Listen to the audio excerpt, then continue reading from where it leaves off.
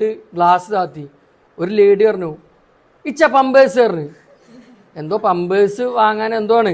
അപ്പോൾ ഇയാൾ പറഞ്ഞു സൈസ് ഏത്? അപ്പോൾ ആ പെണ്ണ് മീഡിയം. ഇല്ല എന്നാൽ ലാർജാക്ക്.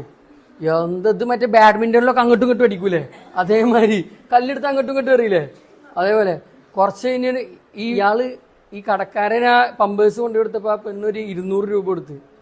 എന്നിട്ട് ഈ കടക്കാരൻ ഇങ്ങോട്ട് പോന്നപ്പോൾ ആ പെണ്ണിൻ്റെ ഹസ്ബൻഡ് അറിയാതെ വണ്ടി ഒന്ന് എടുത്തതാ.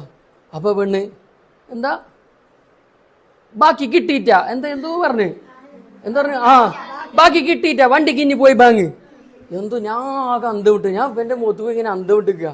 പക്ഷെ അയാൾക്കത് മനസ്സിലായി. അയാൾ വണ്ടിയിൽ നിന്ന് ഇറങ്ങി പോയി ബാക്കി വാങ്ങിയിട്ട് ബാക്കി കളക്ട് ചെയ്യാനല്ലേ പറഞ്ഞു.